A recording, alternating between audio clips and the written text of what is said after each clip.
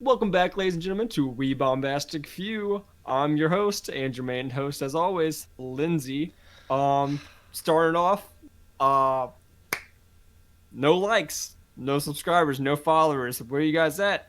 Follow us on those social medias. Click the like button. Do those fancy things because I don't know how it works.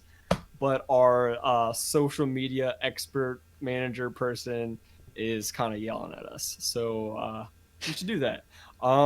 With that, tell all your peeps about us, because obviously, how are we going to grow and entertain people and make people laugh Marshmallows if are you're great for keeping it? views, so Yes, exactly. But yeah, don't keep the laughs to yourself. Share laughs with people. Come on.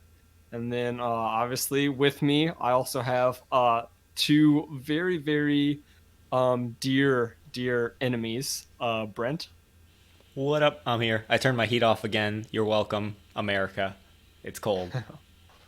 And And then UK. Yeah, and UK. Shout If you're out to still UK. listening. Yeah. Well, they're less than 1% of viewers, so probably yeah, not. I don't think they're but listening anymore. and you just heard from Daniel. And anything else you want to say, Daniel? Hello. I just want to make sure I introduced you formally.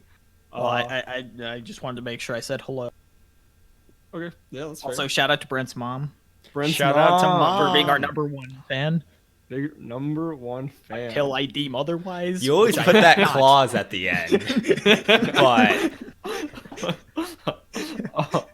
Instead of like the catchphrase catching on, you wanting what's a podcast without a hypothetical? It's gonna be until I deem otherwise. um, but yeah, we have a little something different for you guys today. Format wise, we are doing what we initially called the bullet point segment, but I think we kind of transitioned it to the cycle, where we're gonna cycle Ooh. through hosts and yeah, we're just everyone's gonna gonna get bring rid up- of them as yeah, we go. yeah, one at a time. Decrease their mass by 10%. Decimate them. Decimate. Yeah. Well, speaking of which, we don't have a bombastic word Oh of the crap! day. Oh well. No, we're not. We're not cutting it, Brent. No. Our bombastic word of the day is kerfuffle. Kerfuffle. What does that Alright. mean? Oh man, like I would understand it in context, but I don't know oh, here we go. A commotion or fuss, especially one caused by conflicting views. got it. Kerfuffle. We might have a Okay, couple kerfuffle. kerfuffles today. Yeah, maybe. But back to the cycle. It's where we, throughout this past week, since the last time we recorded, wrote down some topics that we might want to bring up. I might have slacked a little bit, so I crammed them in right before we recorded. But we're going to talk about it. If it leads to any discussion, so be it. But if it doesn't lead to discussion, we throw shame and discredit the person who brought up the point completely and go to the next person in the cycle. I am going to start it off. Before I do, you guys have any other comments you want to make about the cycle? Just quick disclaimer: you thought we weren't prepared before, but we can show you how. we can one up ourselves. Yeah. And I don't know because there's three of us, so I would think of it as like a tricycle.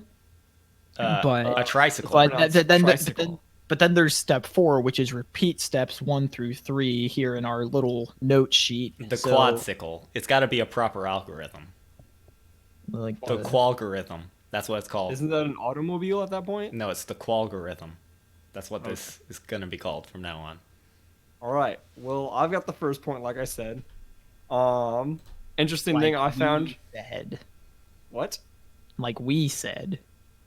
I think I said it. This is a But- team effort. Oh yeah, whatever. I claimed first position. Not being the so main host, you wouldn't know, but Only we'll let because it slide. I Whatever, was distracted. the manager over everything. So, moving on. What do you got? What do you got? I saw something pretty cool. But I feel like they're going to be a little irrelevant at the same time.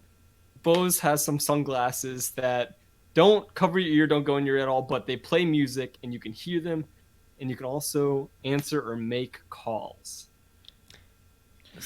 Okay. Wait, Sunglasses. is So they look just like sunglasses. No, okay.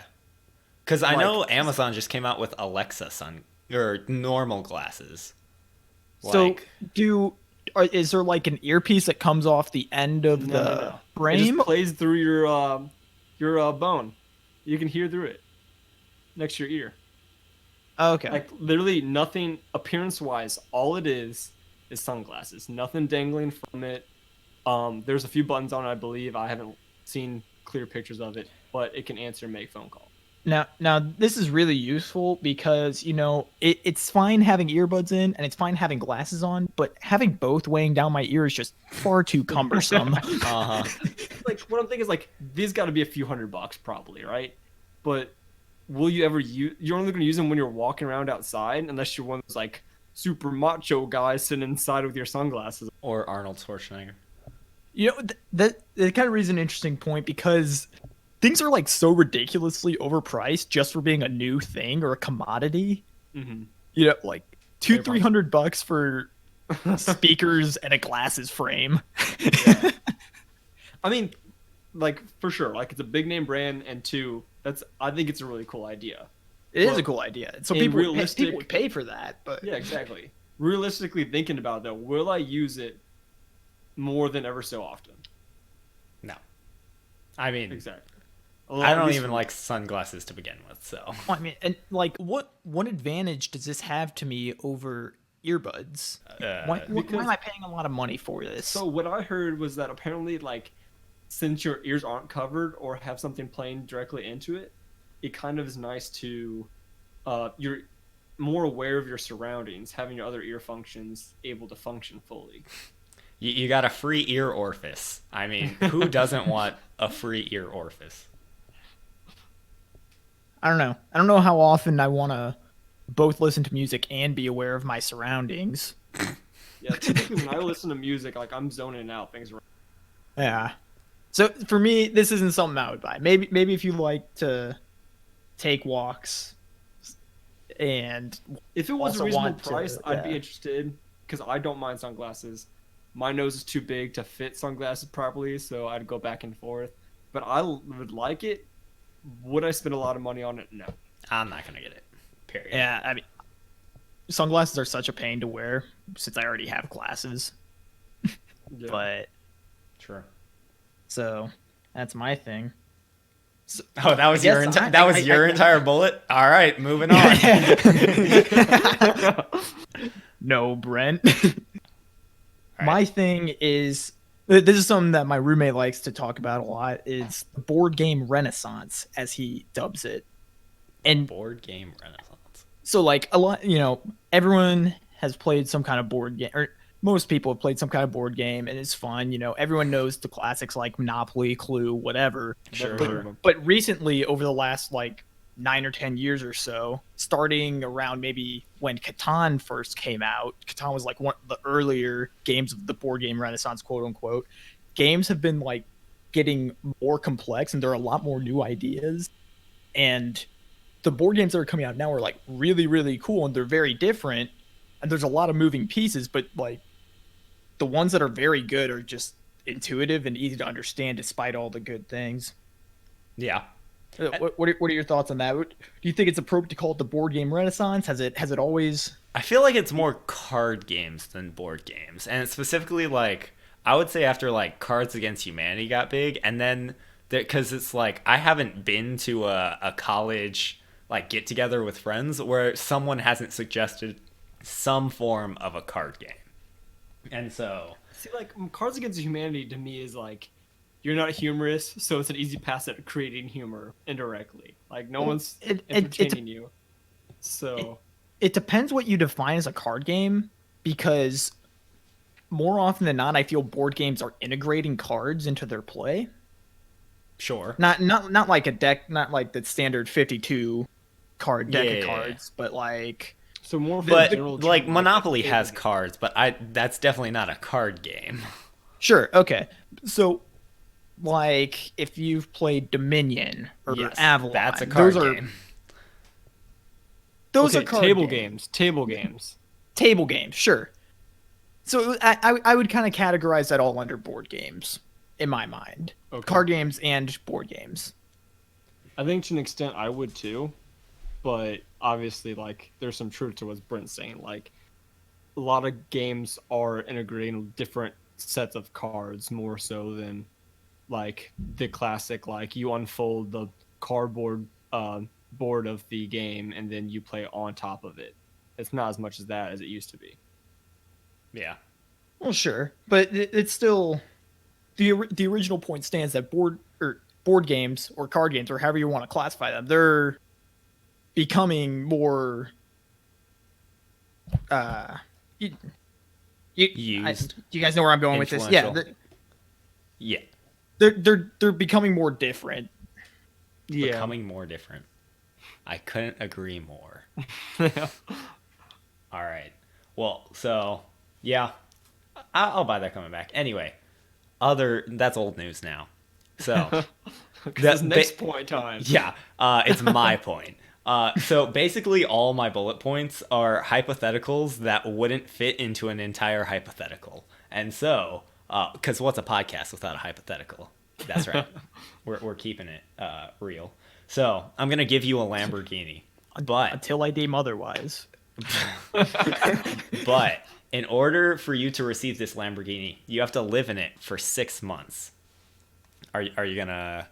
Will you end up with the Lamborghini? Because if at any point you sleep outside of this Lamborghini, like you have to live in it too, but like specifically sleeping. If you fall asleep on a couch at a friend's house, you don't get the Lamborghini.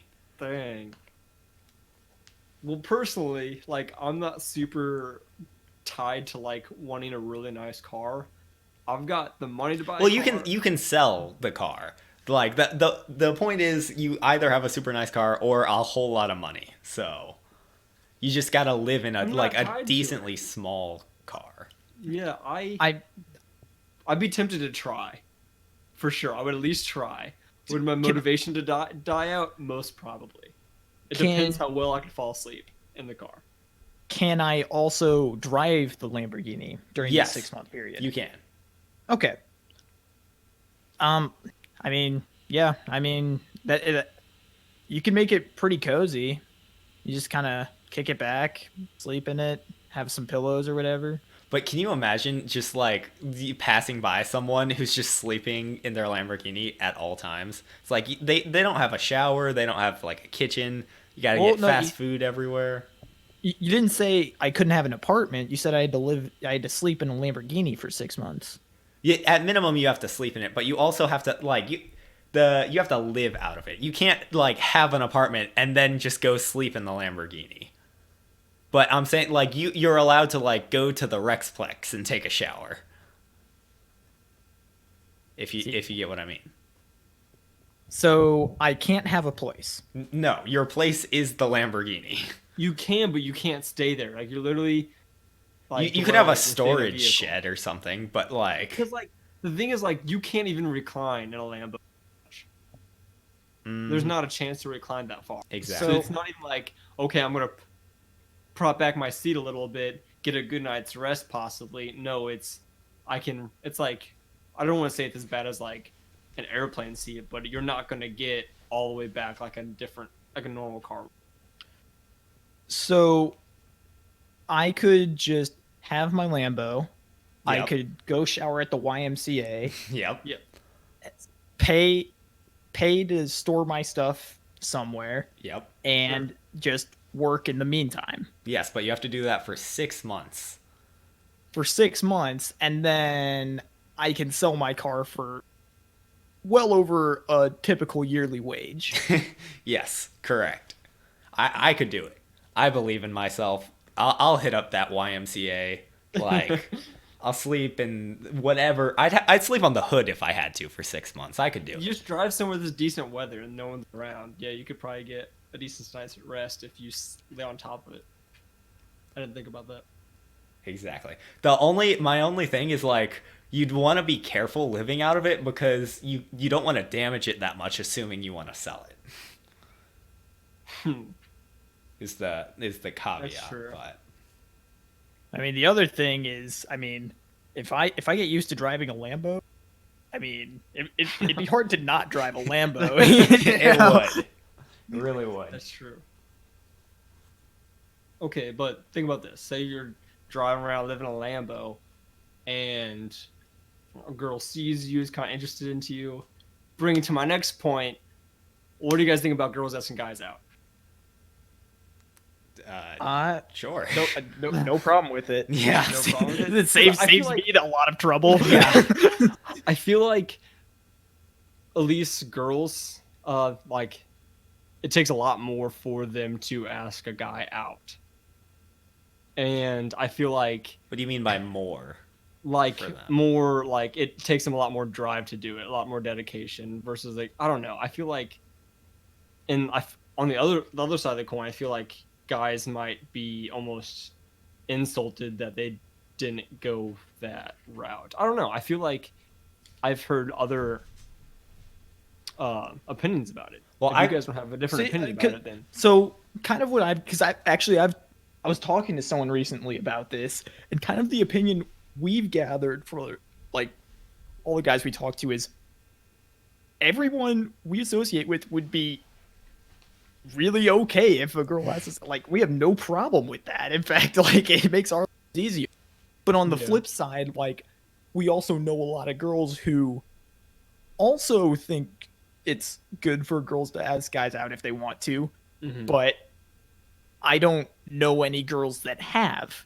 Exactly. I mean, I bring it up because I was asked out by a girl, an engineer from my work. So this entire thing was just a few weeks low-key ago. boast. Wow. No, it's what made me think about it. Like I don't know her very well, so I didn't really, and her idea of what she wanted to do wasn't really my forte. But so I didn't like that didn't happen. But I brought up the idea of a topic of this. But But if you guys, I would argue that like girls flirting basically is a girl asking you out. And it's just like that's pushing something the that envelope, kind of. well, yeah, so, like sending strong signals is basically the equivalent of a girl asking you out. Yeah, kind of. But then on the flip side, I've been saying on the flip side like 2 or 3 times now. But We're back on the same side, Daniel. to your point, there are also Depends on the object, girls probably. who, like, I've talked to girls and they're like, I don't get it. Like, I just want to be friends with these guys. They keep asking me out because guys will take what they're putting off as friendship and they'll take that as like, I think she's flirting with me. All right, that's the so thing, we though, like, But so it's like, I don't think like it's a big deal and it shouldn't make things awkward, but that's the thing though. That's what makes it so complicated. Is that people have different ways of flirting, obviously, and different ways of showing friendship. So it's hard to. That's why there's not like a constant. This is flirting or this is not flirting, because some people are very, very naturally flirtatious. All right, so let's make the absolute standard here on the podcast. Of course, it'll be transferred across the entire world. What does a girl do to let a guy know that she wants to go out with him? What's the standard guaranteed flirt? It's the like I don't know if you guys see it, but there's like a Friends episode that there's like a story if you want to hook up with this person, that they say it's a complete joke, but it could be like you like podcasts. They say that. Wow. I lost you somewhere in there and I never found you again. But I'm going to say that I see where you're going with that. Just because. All right, Daniel, what do you got? What do I got? Oh, okay. So I don't know if you guys noticed this, but something that's just always been a thing that me and friends will go do is we'll go to the gas station and buy snacks. And every friend group I've been in has done this at some point. So why is going to the gas station to buy snacks a universal form of hanging out? Or have you guys not found that to be the case? See, Walmart is I'd say the more universal for me. Anytime I'm with a friend group and we don't know what to do, we go to Walmart. Yeah, and we Bridget just and I have walk gone around. to Walmart so many times together. Like Walmart has that a much too. better variety of stuff than a gas station. But I get what you're saying. But like first off, food is just closely tied to fellowship and just like brotherhood and such. And so the like getting food, that's something. And then also a gas station's an adventure. And so you're embarking on an adventure, you're getting food, you might run into a dragon along the way, have to slay it. basic stuff.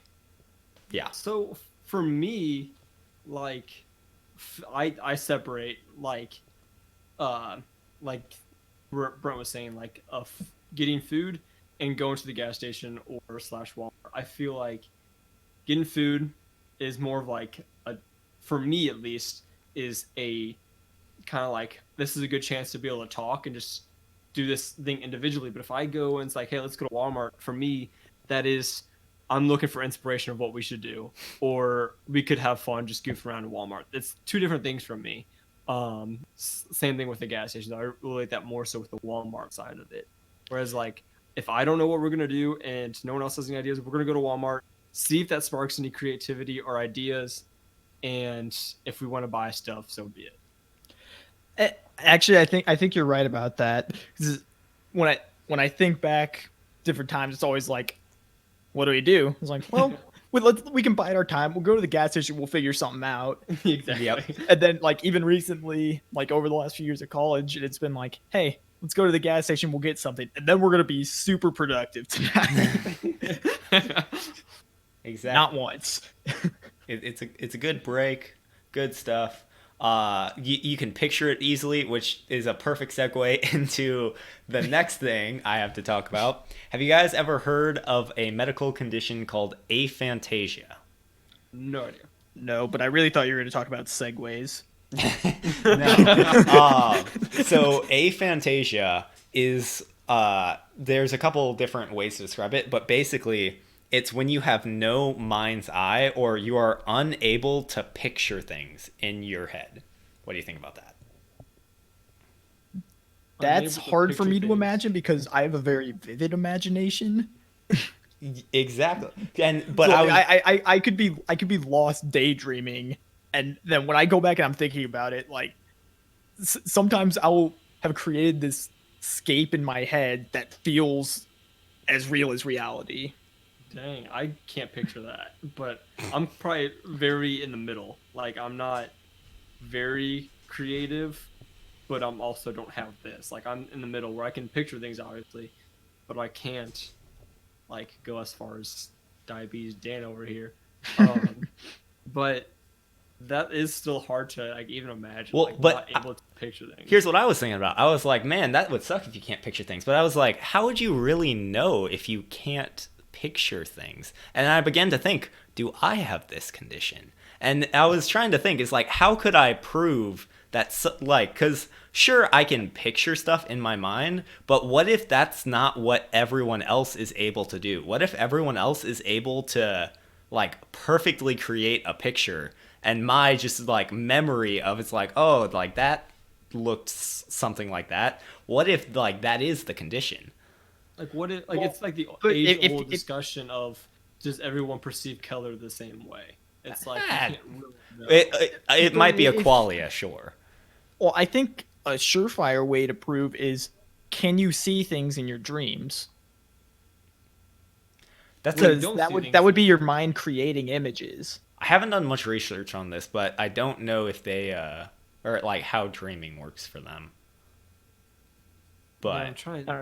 I do It's have like dreams, so If it's a condition, I feel like that'd probably be one stimulant. Like, oh, I don't see anything in my dreams. that would be. So, like- So what Because would like, they? how else Would do you they even how else do dream? you notice? I'm Oh trying yeah, to, because like even blind people have dreams. But being blind in this condition are different, I would say. No, it's different, but I mean, to suggest that they can't create a dream if they can't see is like, I mean, you're implying they can't think because when you're thinking, it's like a voice Well, talking. but a in dream way, is right? like a virtual reality, which is basically what this entire disease is preventing you from being able to picture. It's like one aspect of the picture, is what it sounds like to me. I don't know because obviously this is my first time hearing about aphantasia, but the way you described it, it just sounds like the image, the actual sight part is what's giving them trouble. Well, yeah, they're not blind, but like I could see what you're saying. But and then another thing I was thinking about for them is like, some fears like wouldn't really, because I was trying to think if they could have like fear of the dark or like fear of like some monster, because if they can't create images, it's like it'd be hard to be scared of the unknown. This is very true. What do you Because mean? if you can't picture like what it could be, then or Like, that you know how, almost like, could in be even scary scarier. movies, like in scary movies, they like try to like postpone like you seeing like the creature or Yeah, whatever's yeah, yeah. chasing Or they you give at the you time. just like a little piece of it. Yeah, so it gives your mind a chance to like run around and decide what's there or what it is, but it's unknown. Like you're picturing it to be scary or whatever, like based on very little information. And like as soon as you know what it is, it gets a lot less scary. So I think that's where he's going with that. And it's interesting how like good movies they'll leave some of it up to your imagination until the big reveal, or they'll just sometimes just leave it to where you just have to imagine. Like they haven't tied up all their loose ends. They intentionally leave it so that you have to think about it. Inception. That'd be a good example, yeah. But then like sometimes it's annoying when movies will like have the indirect hints on screen, but then they'll have a character directly point it out. Those are I hate those things in movies where it's like the big reveal and this guy like has the flashbacks of it's like every hint and you're just like, all right, I get it. Like I didn't notice them. I get it. I was stupid. Just show me the thing. Um. So Christmas is coming around soon, guys. No way. Yep. What's your thoughts on saving wrapping paper? Saving wrapping paper. Ooh. Okay, but see, to save wrapping paper, He's already implies getting furious. I'm not tearing my present apart, and that's just ridiculous. Exact. I was agree. known Ludicrous as even. the person. One might even say that this is a kerfuffled issue. But like I was known as the person that would like tear open the wrapping paper because it's like you got to give them a show. I am the kind of person that as I'm unwrapping, I'm already feeding it into the shredder. Already feeding it into the shredder. What? Like directly. Like I was being sarcastic about how like I rip He apart just paper. tears it up so much. Yeah. You might as well just be throwing it into a Not shredder. sarcastic, dramatic. I thought you were like being conscious of like the waste or something and It's called a somehow metaphor, being more Brent. efficient. Well, it was a crappy metaphor. No, it wasn't. Saving wrap paper. saving wrapper paper But is dumb. I don't care. Yeah, no. Yeah, I'm not a fan. Like, you can always wrap it in something. You can No wrap one it in the bag you uses it. bought it in. Yeah, and I'd like to know how many people who save it actually end up using it. Because I feel like a lot of people would save it and then it's like they forget about it. And it goes to Yeah. waste. Like you And I- open your Christmas presents and then you're like, oh, next year I'll use this, and then next year comes and you're like, I didn't even think about that. I feel like that's kind of like part of like the buildup of excitement, just the wild flailing and movement of your arms. You tear this wrapping part, like it kind of builds the excitement. Whereas going slow might build suspense, but I don't know. I don't feel like. I feel like the just crazy ripping is better, for me at least. Oh, agreed. Agreed. And something else that just works for me is just the little bits that you do. Things that you do, not because they're outrageously funny or they get big laughs, but everyone just kind of will acknowledge it like, oh, haha. Like, me and my roommates just have this whiteboard on the fridge. And a couple weeks ago, like, we knocked the whiteboard off and we would just put funny messages up on there. And then one of my roommates just erased the board, wrote 0 days without an accident. And it's just a bit that we've kept up this whole anytime something happens that's considered a mistake or break something or just something we didn't mean to do. I just erase it and go to 0. That's funny. So it's good. They're like, what do you guys think about that? Just bits that not just outrageously funny bits, but you do them anyways. I mean, I would qualify the podcast as that, but yeah, I mean they're good because those are the type of things that even if they don't get a laugh, it's like people appreciate them.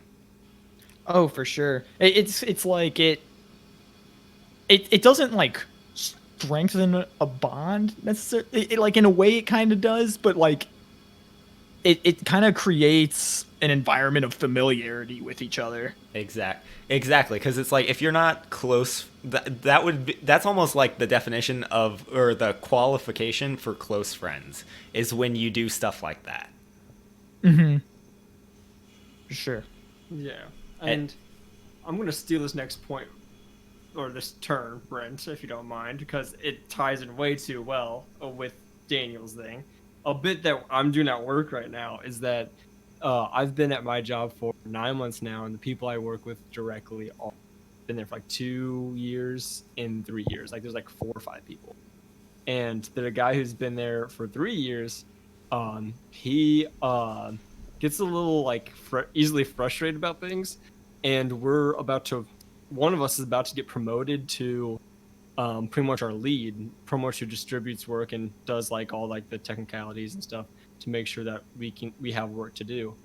And I'm been joking around, and like I said, it's called the lead position, and I've joke around saying like, oh yeah, as your acting lead, so I don't really have any position to say it, but or be a lead, but like, so that's why it's funny. But I'm in the process of convincing him that I'm becoming lead by getting like all of our managers to come over and congratulate me on being lead. That's evil. And like all my coworkers are cracking up about it. Like they come up and talk to me about it, like crying, laughing because I have them convinced so well. And he told one of our coworkers, he's like, dude, if Andrew becomes lead, I'm just gonna be done with this company. One of us deserves it. Who's been here for multiple years, and like I'm just going through it. If I somehow get it, by all means, I don't care. I'm happy with where I'm at. I love my job. But it's funny because like I said, like I am probably in the least deserving position for it, just because of my time there. But he gets so worked up about it, and he gets so frustrated. It's just so bit on him. See, I empathize with this guy because I'm the guy that people purposely like. There's this one guy who's in my lab group who like he just knows the perfect things to set me off, and it's like it's not even big things. It's just in the middle of like me explaining something about a Terminator movie, he'll just like end the conversation with nerd. And it's like I just go off because I'm like, oh no, you didn't. Oh, funny guy. Shout out to Clayton. I told him to listen to the podcast, but he doesn't, and so now I'm gonna tell him you got a shout out. You better be listening, Clayton. Anyway, perfect segue into my thing. You talked about you're loving your job. We had a little bit of this conversation earlier that you were sad that you had a day off because you loved your job so much, and I thought that was crazy. And so the question is it bad to enjoy your job more than everyday life and just time off? Ooh. And I think that's ludicrous to love your job more than your time off, because yes, it's very important to love your job, but if you like your job more than even your time off where you can do literally whatever you want, then your time off needs to be better utilized, because in your time off you could theoretically do something, maybe not your exact job, but at minimum you could do something very similar to your job in your everyday life time off. And I don't think it's a bad. In fact, I think you're in a pretty good spot if you like your job that much. But I do agree that having time off shouldn't make you like you got to have some kind of hobby that you like doing, or something where you're like, oh, when I get some free time, I'll do this. And then when you get free time, it's not like, oh, shoot, well, I just have nothing worthwhile to do today. You'd be like, oh, hey, I have something to do today. So is this more so of Defense. a chance to me expound on it? Yeah, this is your chance to defend your position. Why is it better to love your job more than your time off? Okay, so I'm going to defend myself, obviously, a little bit by explaining fully.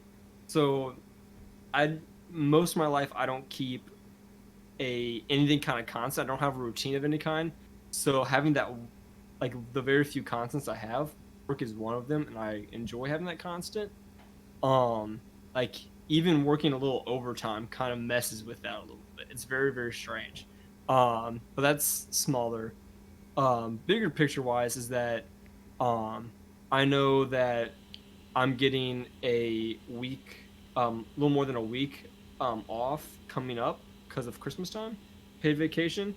So I'm kind of like preparing for that, and I know I already have this time coming up to fill my free time with.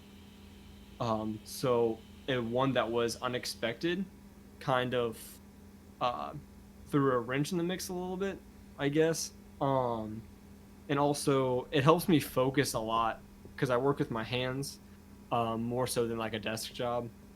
So I work with my hands really helps me focus. It gives me the chance to mentally process everything. It kind of gives me the chance to like I said, like mentally process things, or I can kind of like zone out everything else in my. And I don't know, like it's coping for me in a sense.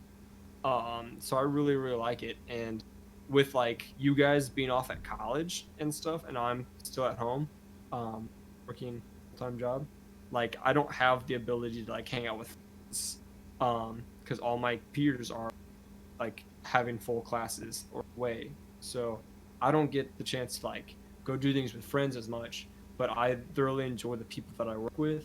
Really enjoy like what I do as a job. So it's like an event for me more so than like it's. I feel like I have a good like work-life balance. But if you think otherwise, Brent, like be my manager for my life, I guess. Well, that was a very good defense. But I will say you should like do a workout routine. That's a very good balance, and you can make gym friends. Gym friends are the perfect type of friends where you could talk to occasionally, but you have no commitment to hang out outside. Yeah, well, like the thing is, like before. I'm sorry, I'm gonna forget my. No, go ahead. My comment if I don't say it now. Like I am getting back into the workout routine because, as you two know, I recently have a huge opening in my life, or outside of work schedule. Sure. But He lost the audition to the Cardinals game, if anyone, or Cardinals team, if anyone's wondering. No, but I have a buddy that's invited me to go to the gym with him from work, and Boom. he and I get along very well. Boom. But the thing is that like when I go to the gym, like I get so focused on like my workout routine and what I'm trying to get done, whether it's back, legs, arms, whatever it is. I get more focused on that it's hard for me to like be there with that person, like kind of help them or spot them or do the routine with them because I already have in my mind what I'm planning on doing. Mm-hmm. So that's why I don't have a workout routine. But Daniel. Yeah, I just had one problem with your defense, and that was the ending in which you invited Brent to be your life coach. And I just think that's a dangerous premise. I mean, I think I'd be a great life coach. I could coach maybe, at but Morgan least. Freeman's pretty busy, so next on line was Jokes someone on who you, was I listening. coach Morgan Freeman. So, Morgan Great. Freeman, if you're listening, our next meeting is going to be Tuesday at 7. So, At the And- predetermined location. yeah, at the predetermined location. And Will Smith, if you're listening, I'll see you at the gym on Wednesday.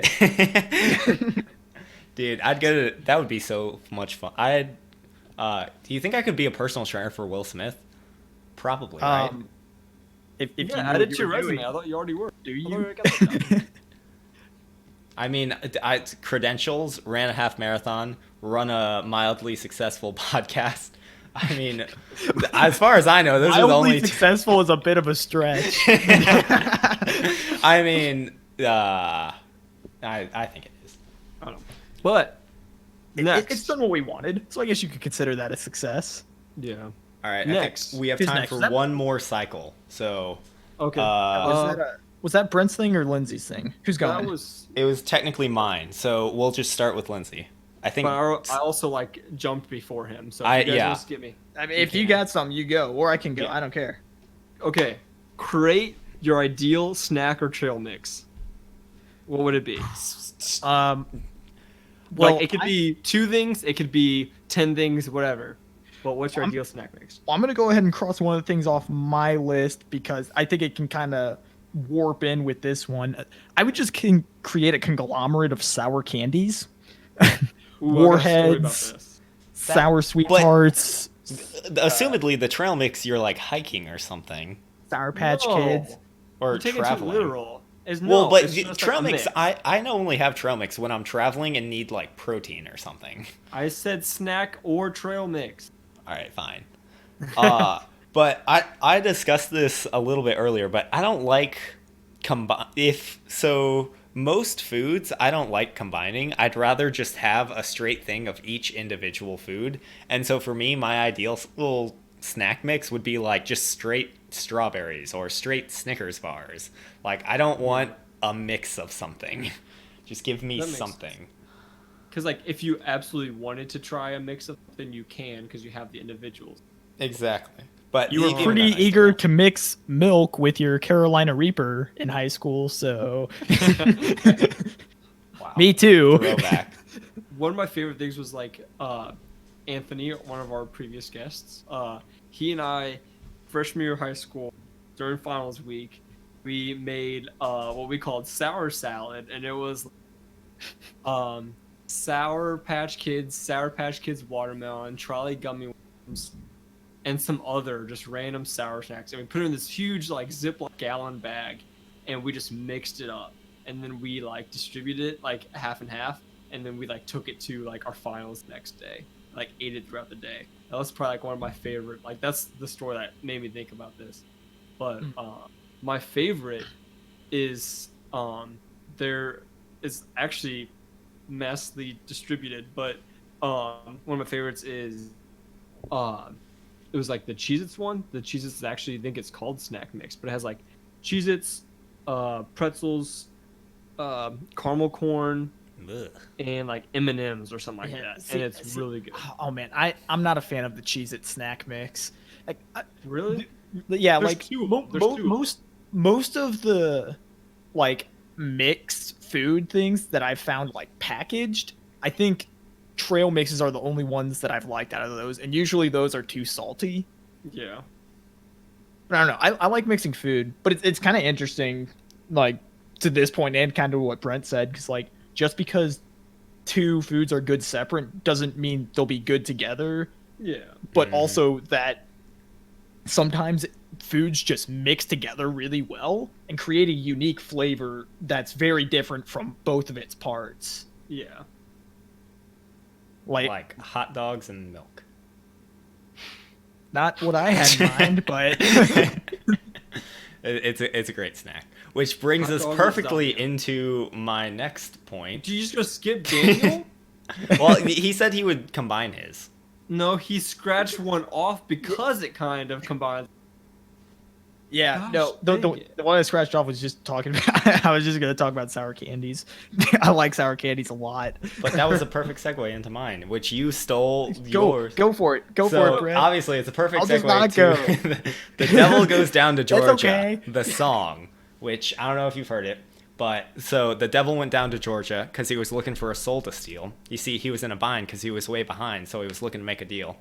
And I'm not going to continue with the entire song, but basically, gonna say. the point is the devil goes down to Georgia and he needs a soul. He finds this guy playing the fiddle, and if you didn't know, the devil plays the fiddle, and he challenges the person Johnny playing the fiddle to a fiddle duel, with him, and the wager is if Johnny wins, he will win a fiddle made of gold. And if the devil wins, the devil will win his soul. And so the question is, ignoring like the gold per se, it doesn't have to be gold, but like just you get something. But the point is, what skill would you bet that you are so good at you could beat the literal devil at? And so I'll go first because I have this prepared. Triangle Minesweeper. Now, Oh, I don't know if you haven't played normal Minesweeper. Basically, it's a grid of squares, and using logic and just like flags and different stuff, you basically logically work out what can and can't be a mine. And Triangle Minesweeper is different than normal Minesweeper because in a normal Minesweeper, So it's a grid of squares, and so any square can be touching 8 other squares. And so with Triangle Minesweeper though, it's set up in such a way that any triangle can be touching 12 other triangles, 3 at each point and 3 at each side. And Daniel and I, for a long time, and still technically do, have an ongoing competition with Triangle Minesweeper. Played it earlier today, but where we do the largest board and try and get the fastest time.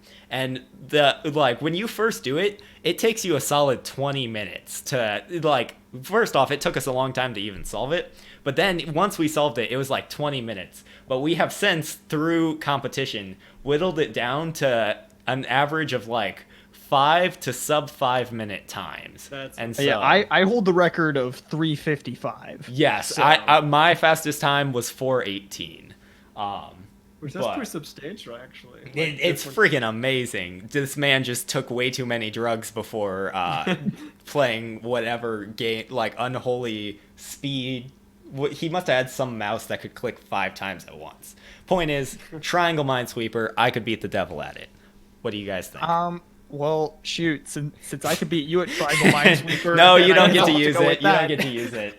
And it's yet to be proven that you haven't cheated. I still don't believe it.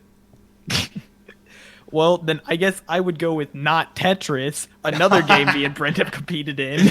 Not Tetris is stupid. No.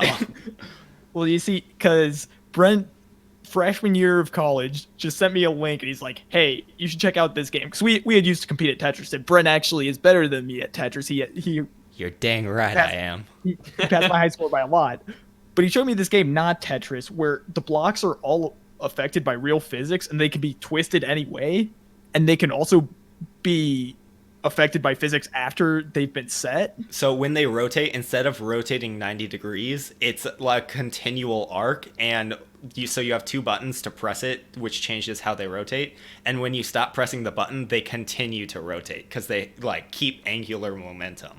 And so that's what and also so it's really hard to complete a row. But yeah, he technically has a better score, by only 200 lines, so what's the big deal? Yeah, I've multiplied your score by 15, so so yeah, I think I could win the competition of Not Tetris 2. You obviously missed the verse that said the devil was great at Not Tetris. All right. So for me, Lindsay, what do you got? For me, I'm very, very okay at a lot. I'm not really great at anything. But have to choose something. Unless you guys have something else on mind for me, I think I'm really, really good at zoning. I'm better than anyone else. I can just zone out for hours. People used to walk up to me and try to talk to me when I was in middle school, and I could just zone out hours and not have a single thought through my brain, or I can stare at a single say I'm sitting in a blue a room that's painted a dark blue. I can think about that color just the simple color for hours, and not think anything else, just have completely not focused on anything else around me. It's very, very strange, but I can do it for the longest time. So what would a competition look like for zoning out? That's the thing. That's the only thing that. Well, let's just say it wouldn't be a spectator sport. Yeah, I don't know. That's something that I'm half decent at. Everything else I'm just okay at. That's actually a really useful skill, the ability to keep yourself occupied or entertained when you have nothing. It's more so contentment versus entertainment. Sure. But yes. Precisely. Well, yeah, especially the dorm I lived in freshman year, there was study rooms and stuff, and so we would go in there, and my friends they'd be trying to help me out because I'd be playing with a marker or something, and it'd be distracting me, and they would try and remove my distractions, but then I would just space out, and I would just be distracted by my mind. They can't take that from me. Just grab a scalpel and start removing your brain. All right, Dan, do you want to do one more, Daniel? Sure. I actually only have Let me one do left. my the bombastic quote, and also you can do the ad break as well because we got to fit those in. We know that you listeners are only listening for those. So bombastic quote for today: There is no I in team, but there is an M. All right, go ahead. All right. And this episode is sponsored by Bungee Pants. Now, I'm sure you guys have all just been so tired and just so encumbered by the bungee cords that you carry around with yourself everywhere, just in case you want to go bungee jumping. Yep. Yeah. But you thanks, never know. Very heavy. thanks to the bungee pants, you never have to bring bungee cords with you anywhere again. Just attach your pants to whatever ledge and just hop off, and you'll just sling right back up. I'm imagining like the cartoon where it's like they launch out of their pants and then they land like they've got the underwear with hearts on it, white underwear, and then they fall back into their pants. So Fight perfectly. uh-huh. Yeah, but actually, they shipped me a pair today, so I'd be able to talk about it on the podcast. Oh yeah? And yeah, so I climbed up to the top of the bell tower on campus, Sure. and just attached my pants and jumped off, and they worked great. And I slung back up, and I had a ton of fun. Got some great pictures. We'll have to I'm sure it'll be on the YouTube video. We can like animate just a stick figure on a tower. We're not actually going to do that. That's way too much work. But so Yeah, but you should still that's why- definitely that's check why out they the won't- YouTube they won't do video it. if you're listening. But yeah, so thank you Bungee Pants for sponsoring this episode. All right, Daniel, last bullet point, end off the episode. Coupe de Gracie, finale. What do you got? So, have you guys ever like had something in your had something that you used to love in your childhood, and even now, like even when you go back to it, you still enjoy it, but when you show someone else, you can tell like it's just not clicking for them. Yes. So like just how nostalgia affects our perception. Like it was happening to me today when I was trying to show my roommates Super Smash Brothers for the N64. Because like I love it, I'm having fun, I'm learning how the game's mechanics work again because it's very different from now. And like one of them just seemed kind of disinterested, and the other one like I could tell he was like interested because it was different, and he plays a lot of Smash Ultimate, but like he was still not super into it. Mm-hmm. For me, this happens a lot with like specifically YouTube videos, especially that of like ones I saw in like middle school or something, and I was like, that was literally the funniest thing I have ever seen. And then like I'll be like, hey, there's that video I haven't seen in a long time, and I'll show it to other people, and even while I'm watching it, it's like it's still funny, but then it's just awkward because the person next to me is like, what were you into in middle school? It's like it was funny, I swear. I'm not a rapper. That one I thought. I've shown people, and I like the I'm not a rapper videos, and rewatching those, they aren't as funny as like they were like the first few times. Is that the like on the that's the wrong number one? Yeah. Okay, got it. Yeah, those were never funny, but Yeah, whatever. Those were fantastic. First time watching. yeah, nostalgia can definitely affect perceptions. Hopefully, it's affecting this podcast, which unfortunately is coming to an end. We want to remind you and thank you. Like, comment, subscribes, follows. Always helps us out. If you're doing it, thank you. If you haven't, if you wouldn't mind making a 3 college boys smile, go ahead. All right. Today, obviously, was very different than what we normally do. If it was terrible, let us know. If you liked it, let us know. We still probably had fun doing it and would be willing to do it again. And so how the rest of I guess the year is going to shape up for this podcast, we're thinking, so all of us have finals coming up, and so we're going to do one more episode for Thanksgiving that'll come out next Tuesday. And then we're going to do, after that, that'll technically be the end of what we'll just call season 1. But we will record a Christmas episode sometime before Christmas, and we'll either release that Christmas Eve or something. So you'll have a Christmas episode that you can look forward to afterwards. And then we will also try, believe it or not, we don't get the intro right every time. And we may or may not have a couple files stored up of bloopers. We also will possibly release something along those lines. Let us know if that's something you'd like to see. And then we'll try and come back in the new year. I don't know when in the new year. We'll definitely have time to record over Christmas break, though. So it'll probably be pretty soon. But yeah, so the season 1's coming to a close. Wipe your tear. You in the back, calm down. It's okay. We'll come back. All right. Final thoughts, Daniel. What do you got? It's been fun. It's been a good season. I think we're gonna finish. This isn't the final episode of the season, though. I understand, Brett. That's why I clarified with. I think we're gonna finish it off strong. But it's kind of interesting. Like, what was the first episode? What was the length of the first episode? Like 30 minutes exactly. 30 minutes? Yeah, it was exactly 30 minutes. And, like, this episode and last episode were, like, doubling that. So, like, we've been progressively getting longer. But which seems more fluid. Yeah, I think we're getting better. I think we have more to talk about. We're getting better at talking about stuff. And it's been fun. We're learning how to have a conversation. I never learned. That because of this podcast, I have social skills. Exactly. I just walk into the room and I'm like, what up? Who likes podcasts? And then just everyone comes to me. All right, Lindsay, what do you think? I don't do much thinking because I do more zoning out. But, yeah, I think this episode went very well for a different kind of thing. I think it definitely encourages me to, like, keep track of strange thoughts I have so we can bring it up in this.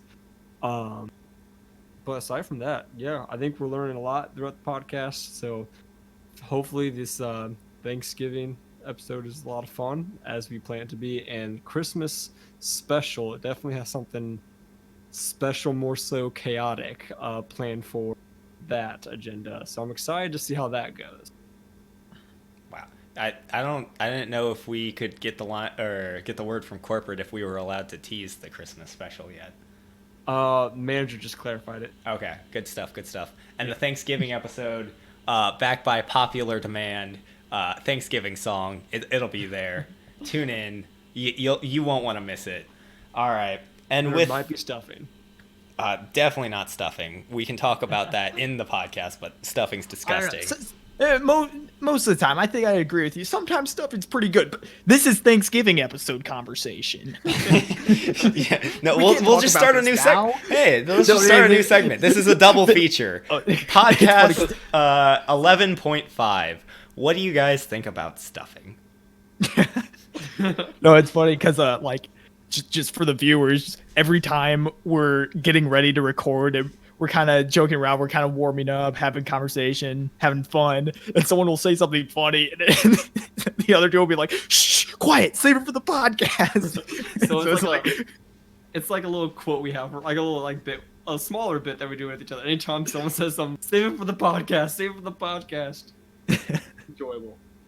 And we're actually really close to an exact hour mark this time as well. We're exactly 51 seconds off, so someone kill time for 51 seconds. Daniel, I know you're waiting to kill time. I mean, we could make the 30-second song. What's the 30-second song? It goes like this. This is a song. It's 30 I'm already seconds. I can't do this. I know Lindsay knows the next line. I do not know the next line. So, Brent. The next line is the same as the first, which is the same as the third, which is 19 seconds left. And that is the end of the verse. Not a 30-second song, but close. Samsung is better than iPhone. All right, and with that, we want you all, you individually, guy in the back, to have a bombastic week. See you next time. Hey everyone, this is Daniel. You might know me as the main host of We Bombastic Few. I was instructed to make sure this episode is exactly an hour long, and we had to cut a lot of audio where it was just us asking each other about like what was just said, because all of us were having audio cut out for each other for some reason. We don't really know what happened. I'm certain that Brent or Lindsay can be blamed for it. I can't be at fault. But let's see. I think I need like an hour or a minute and 4 seconds, something like that, a little less. A little about myself. I think of myself as a visionary because I have eyesight. That's probably what that means. Brent's mom, if you're still listening, shout out, major shout out. Appreciate you. Thanks for listening. Thanks for being our number one fan until I deem otherwise. And well, have a bombastic week, everyone.